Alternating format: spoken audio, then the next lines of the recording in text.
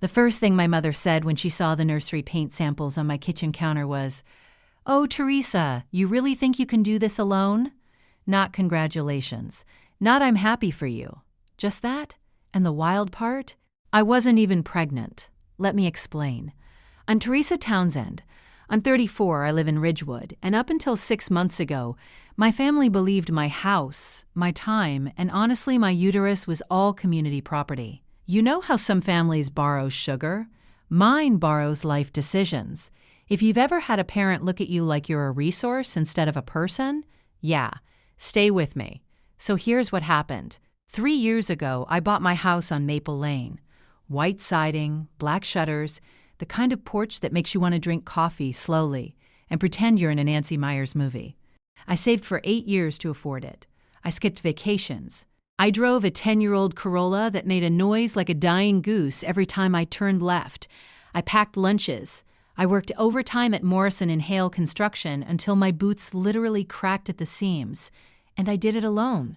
My brother Kyle, 4 years older, chronically almost there, almost stable, almost ready. He's charming in that life just keeps happening to me way. Divorced last year, 2 kids, Emma and Liam. Sweet babies. Not their fault their dad treats responsibility like it's optional. My parents? Donna and Gerald Townsend. Church every Sunday, family first bumper sticker. Reputation is everything type. And me? I'm the reliable one, the strong one, the one who doesn't need much. That label will cost you more than you realize. About 4 months ago, I made an appointment at a fertility clinic.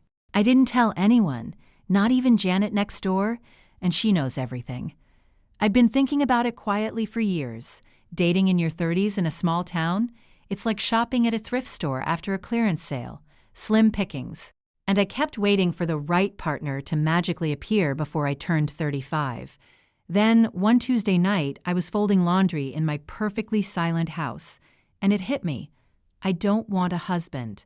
I want a child. Those are not the same thing. So I scheduled the consultation. Just information, I told myself. No big dramatic decision. The appointment went well. Clinical, calm, the doctor explained options. I left with a folder full of paperwork and a brain buzzing so loud I couldn't hear my own radio on the drive home. I felt powerful, terrified, but powerful. And that's where the paint samples came in. I'd picked up a few on my way home. Soft sage, pale oatmeal, warm cream. I wasn't even committed yet. I just wanted to see what a second bedroom might look like if it belonged to someone tiny and new, instead of a treadmill I never used. Mom dropped by unannounced that Thursday.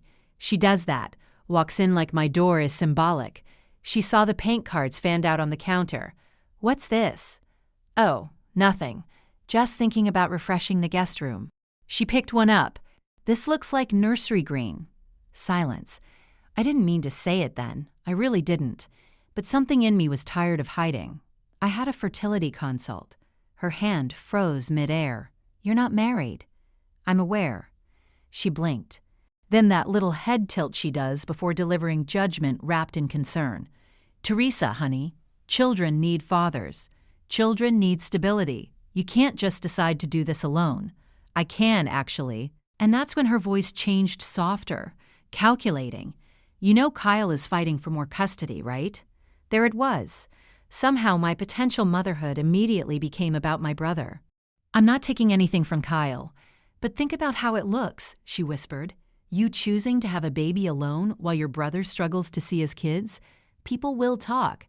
Ridgewood's unofficial town motto. I laughed. I couldn't help it. "Mom, my uterus is not a PR campaign." She didn't laugh. That evening, she called Dad and Kyle. And by Sunday, I walked into church and felt the temperature shift. If you've never experienced coordinated family disapproval in a small-town church hall, it's subtle but suffocating. Smiles that don't reach eyes, conversations that stop when you approach. Aunt Linda hugged me and said big decisions should be prayed over carefully. Translation: reconsider. Kyle cornered me near the coffee urn. "So you're just going to play house by yourself now?" "I already play house by myself. It's called owning one." He smirked. "Kids aren't a solo project." I looked him dead in the eye. Funny, they felt pretty solo for Heather. Ouch, I know, but sometimes truth slips out sharp. The real explosion happened 2 weeks later. I'd officially decided to move forward with IUI. Paperwork signed. Deposit paid. I felt calm. Like stepping onto a bridge you built yourself. Mom found out because she opened my mail. Yes, she stopped by while I was at work to drop off soup. Let herself in with the spare key I still hadn't reclaimed. Saw the clinic envelope on the counter. Opened it. When I got home, she was sitting at my kitchen table with the paperwork spread out like evidence. "You are not doing this," she said. "Not please reconsider. Not let's talk. You are not doing this." I put my bag down slowly. "You opened my mail. I am your mother. That is not a legal defense." Her eyes filled instantly.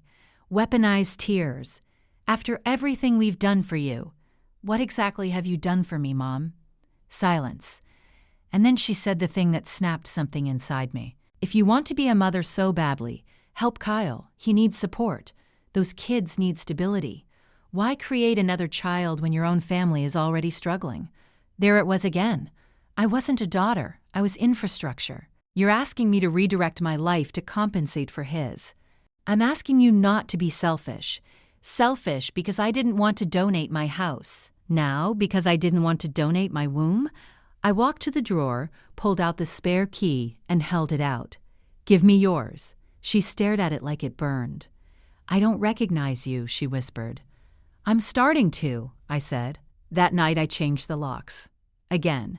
But this time it wasn't about doors. It was about access. The next few weeks were icy.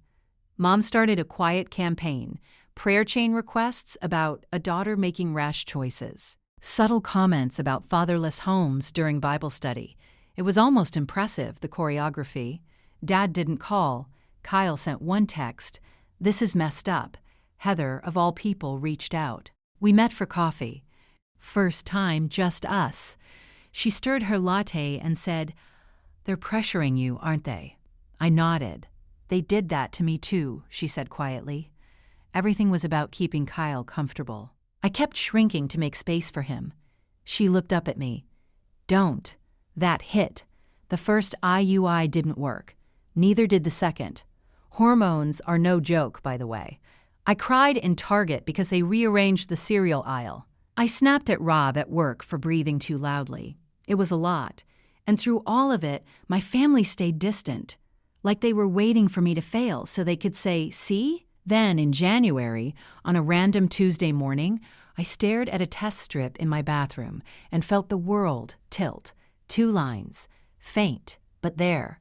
I sat on the floor for a full 10 minutes just staring, laughing, crying, saying, "Oh my God," over and over. I didn't call Mom.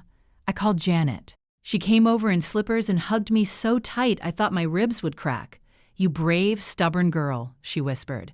Telling my parents was anticlimactic. I invited them over. Sat them down at the same kitchen table where Mom had spread my clinic paperwork like a crime scene. "I'm pregnant." Mom went pale. Dad blinked. Kyle said, "Wow, Mom recovered first. You've made your choice." "Yes. And you'll raise this child without a father. I'll raise this child without chaos." Dad cleared his throat. "We won't be embarrassed by this." Embarrassed. I almost laughed. You don't get to manage this story. And here's the twist I didn't see coming. 3 weeks later, Kyle showed up alone. No truck. No performance. He stood on my porch shifting his weight like a kid waiting outside the principal's office. "I messed up," he said. "I didn't invite him in right away. Boundaries, remember?" "I've been thinking," he continued, "about how you didn't back down, about how I always expect someone to cushion my fall." He swallowed. "I don't want my kids thinking that's normal." I studied him, looking for deflection. Blame. It wasn't there. "I signed up for night classes," he added. "Certification program. Better pay." "That's good," I said carefully. "I don't need your house or your anything." He gestured vaguely. "I just wanted to say I'm going to handle my stuff." It wasn't a grand apology, but it was real. Mom still struggles. She brings over casseroles now instead of criticism. She doesn't mention fathers. She doesn't mention church whispers. She touches my belly like it's fragile glass and says, "I worry about you." I let her worry, but I don't let her steer. Dad built a crib last week. Dropped it off without ceremony. Solid oak. Perfect joints.